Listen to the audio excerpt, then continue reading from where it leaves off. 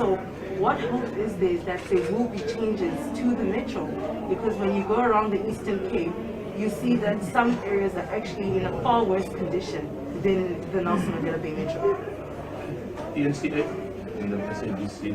Mr. President, I'd like to BBC from SABC. Yesterday, just outside of the metro, there were some of our reporters that were held hostage by ANC supporters in Youth Bridge. Just a comment on that, Mr. President. Some of our colleagues in the Mbongo area were held hostage by some ANC followers. Just your comment on that, please. Mr. President, just your reflection in terms of, okay, you lost the metro here, now in regaining it, where would you say the ANC went wrong? And do you believe the party is the party to lead the people, given what we've seen in Okungijima local municipality, for example, and other areas that have been corruption riddled? What is the ANC going to do differently? Just the electricity crisis as well. How are you tackling that? You mentioned it as a full issue that the country is grappled with, but places like Soweto still don't have adequate electricity supply. Thanks, President. Those are the 4 questions for today. You may proceed, President. Well, the issue of unemployment engulfs the whole country, and other areas are more acutely affected than others. And the Eastern Cape is no exception to the areas that are really badly affected by unemployment. And we are addressing the issue of unemployment. Our economic recovery and reconstruction plan is aimed at getting our economy to recover in a way that we will be able to create more jobs than we have done so in the past. Obviously, COVID-19 exacerbated our own economic woes, and we are very much aware that in order for us to address unemployment, we've got to come up with new ideas, and some of those ideas have to do with the reforms that we've embarked upon. There are structural reforms that we are working on, which, when fully done, and as they are getting addressed now, are going to entice investors to come through with their investments, be they foreign investors or local investors. They will come through because by embarking on the reforms, we will have created a conducive climate and environment for them to invest. So we're working on that. So I classify those structural reforms as the big ticket reforms. There are other reforms that we need to embark upon that have to do with getting rid of the red tape, the regulatory constraints that many small and medium enterprises suffer under. And so we want to have reforms in that regard as well, and we're working with our partners to not only identify those but to remove those. But in addition to that, we've got a number of pillars that we've already identified. For instance, infrastructure is a major pillar of our recovery process. A number of projects have been either gazetted or been identified, and we're already seeing a number of them having started construction.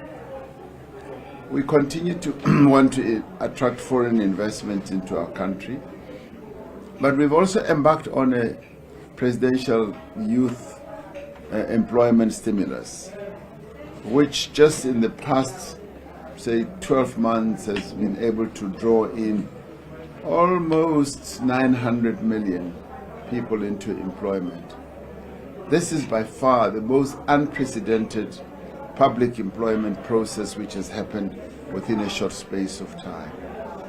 But our objective is to massify that, to massify it to a point where we will have many more hundreds of thousands of jobs as well as job opportunities are being created.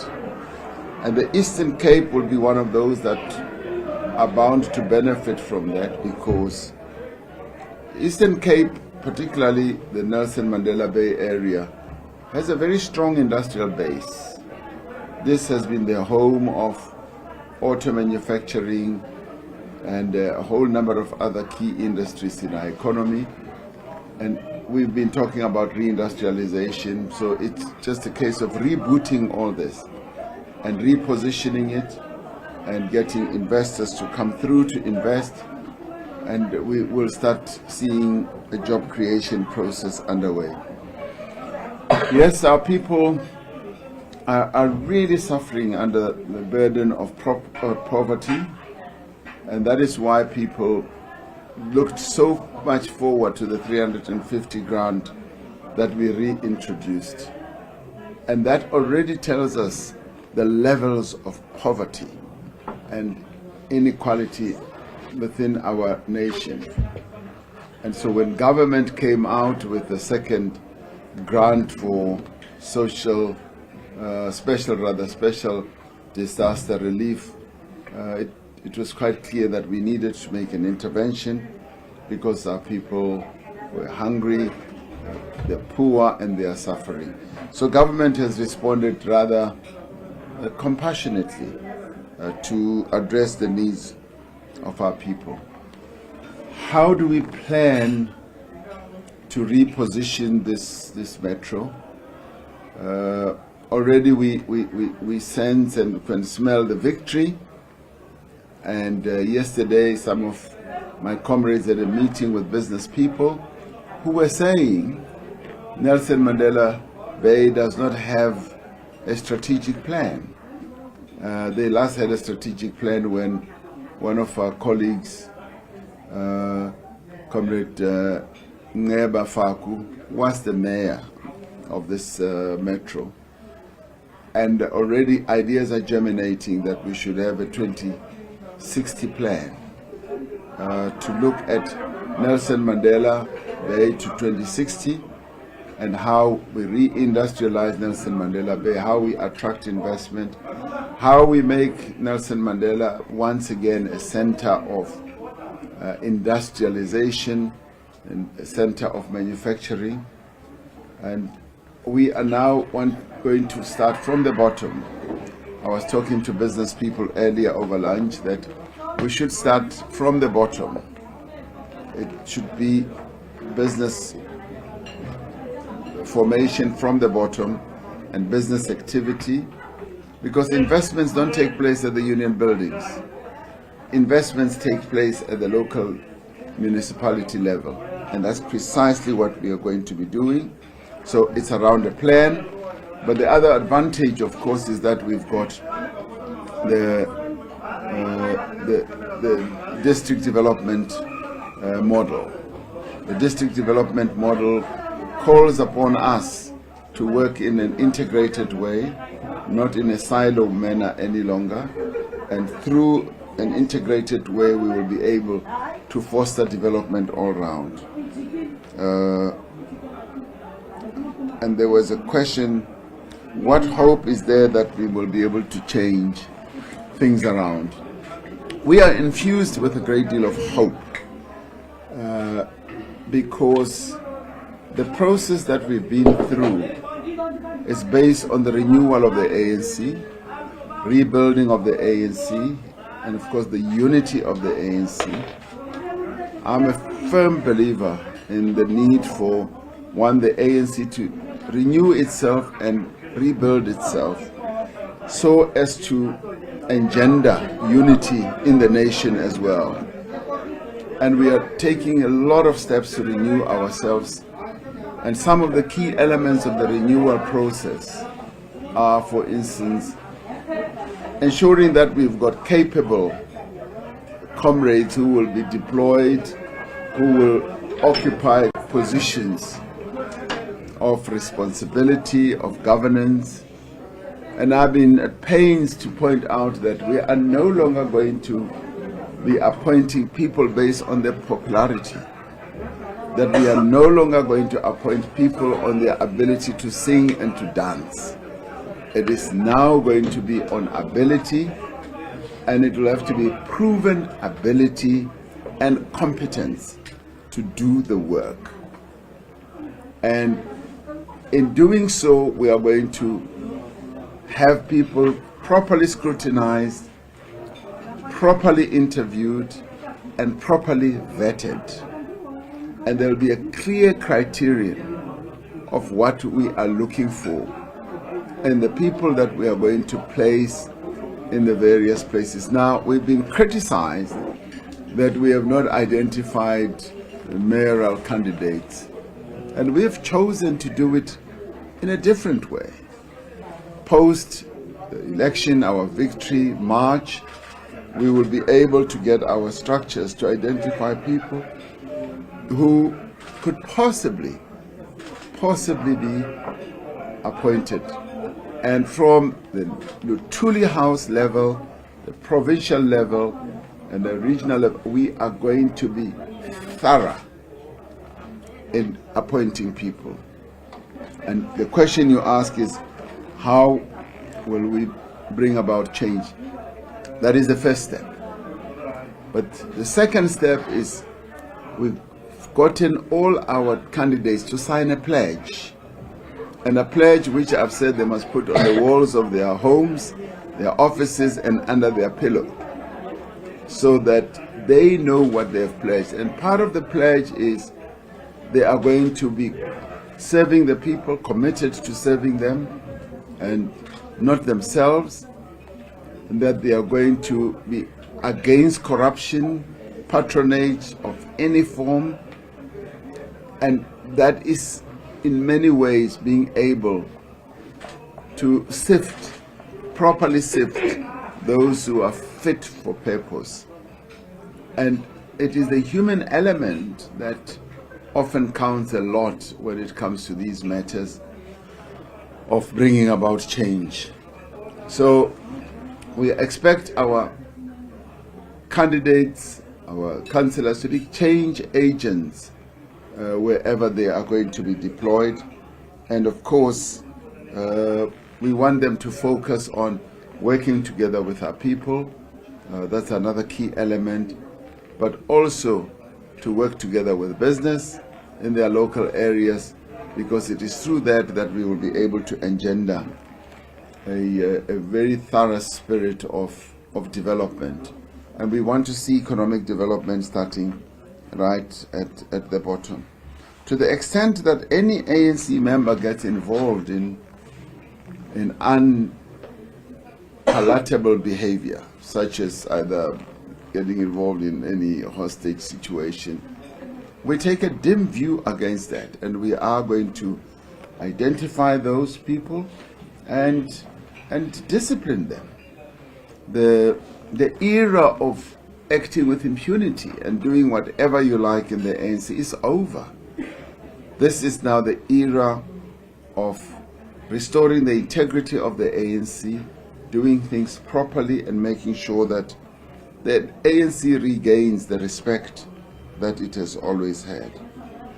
Have we pointed out where we've gone wrong? Well, we're particularly in Nelson Mandela Bay, we've been very upfront in the bearing our chest to our people and admitting where we have gone wrong. I guess we are the only organization that has had the courage to do precisely that, to say, we did wrong by you, our people, and we would like to explain ourselves so that you can find space in your heart to forgive us, so that we are able to learn from the mistakes that we have made. So where we've gone wrong, yes, there have been acts of corruption, there have been acts of malfeasance, there have been acts of neglecting the interests of our people. And we are saying that you know our people what we are capable of. And we would like you to reinvest your confidence in us as the ANC, because we are able of performing well in all these areas. We're not fly by night or anything like that. We are not Mafigizolo, you know. We are not Spaza. We are not a Spaza organization. We are a real weighty organization that knows how to perform and to deliver. Yes, in some places we've been distracted, and we are correcting our ways.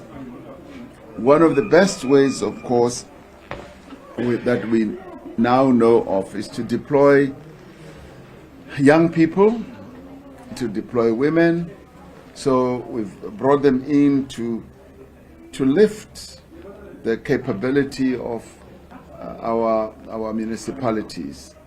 They are an unbelievably fantastic addition to the arsenal that we have as the African National Congress, to be able to lift our own performance and to lift our standards, because this time round the adherence to our values is going to be the order of the day. How are we going to solve the electricity problem? Yes, we've got an electricity challenge in our country, and this emanates from far way back, and we've explained this one ad nauseum. We made mistakes in the past of not at the right time building new power stations, and we allowed the old power stations that are now ailing just to keep pumping and pumping and pumping all the time without either servicing them or reconfiguring them. So we are in the process of doing that, and then as we do that, there is a gap. There is a gap of almost 4 megawatts where we need an additional power source.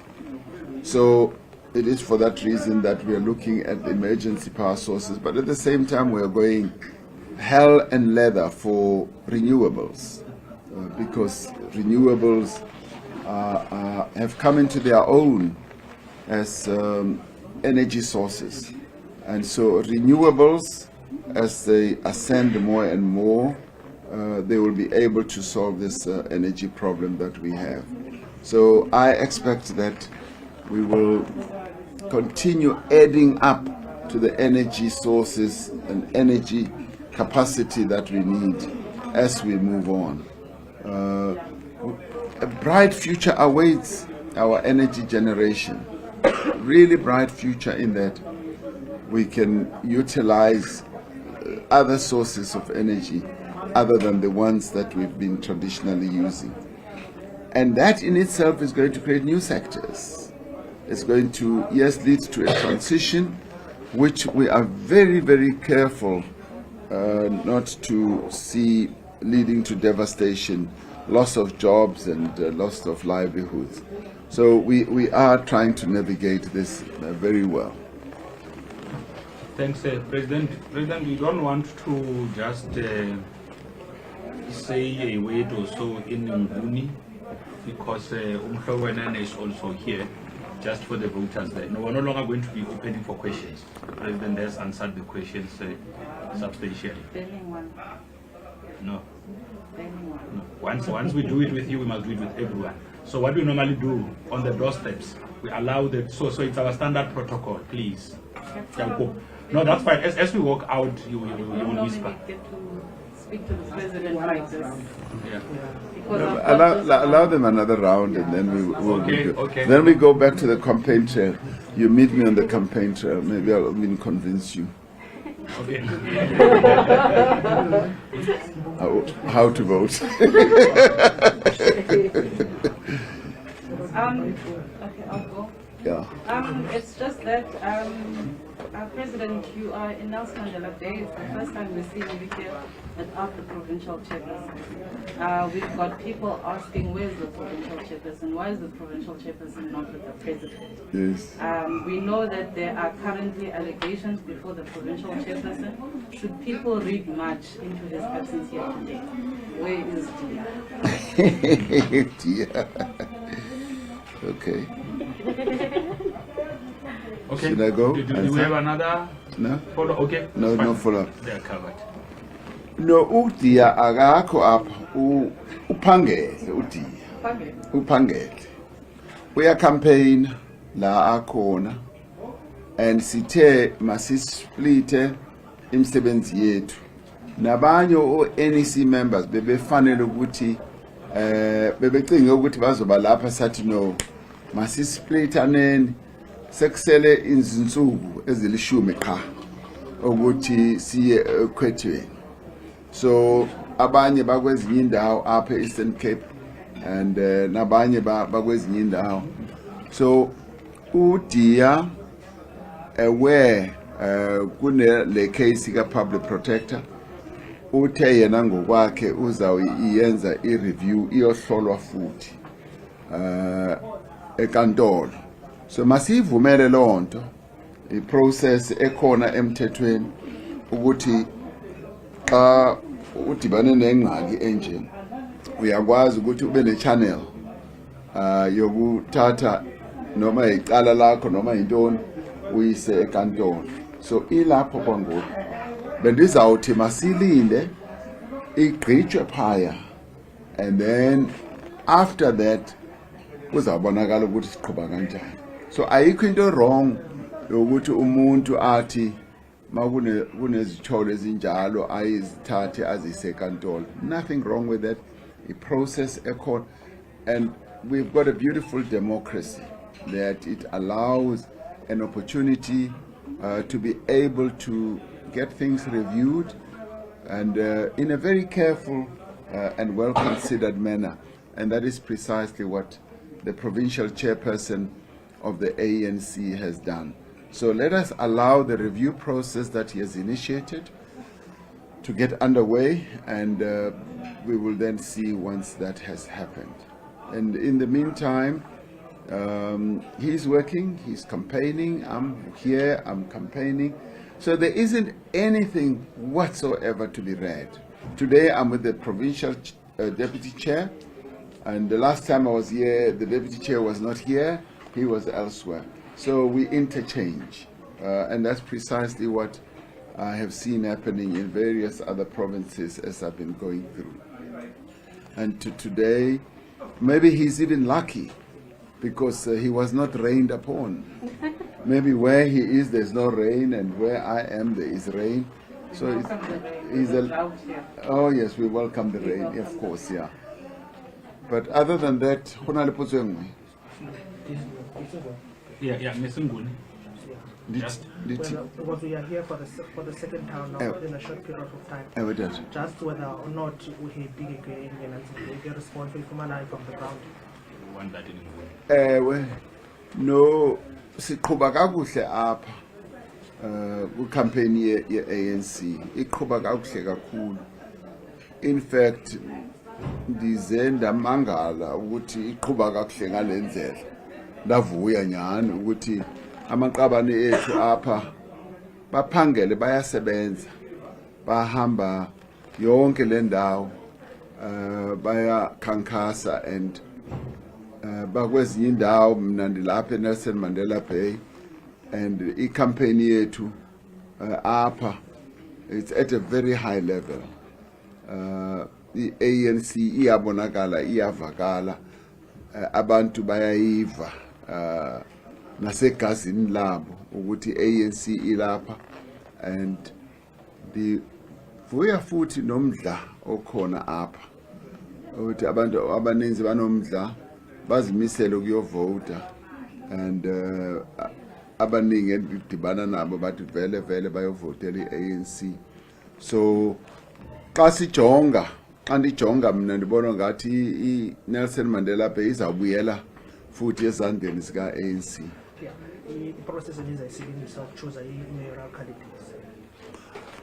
Indlela esizayisebenzisa ukukhetha omeya bethu kuzawuba nalento esibiza ukuthi interview. I-candidates zizawulethwa kuthi i-provincial leadership ye-ANC. Bazothi xa belethile mhlawumbe bazoletha 3 or 4 or so, sizawuhlala nabo sibabuze imibuzo sibahlole kakuhle ukuthi bangabantu abanjani na bazokwazi ukuwenza umsebenzi okanye qha. And it is out of that process lapho sizazikhethela khona abantu esizawubona kakuhle ukuthi banalo ulwazi futhi bazokwazi ukuthi bawuyenze umsebenzi. So soon after election sizoyenza sure ukuthi nyani sihlala phansi si-interviewer i-mayoral candidates zethu. Kule game sizawukhetha i-mayor bazobonisa kakhulu ukuthi ziyawazi umsebenzi. Last one from Mr. President. Number where journalists at CBC was in package.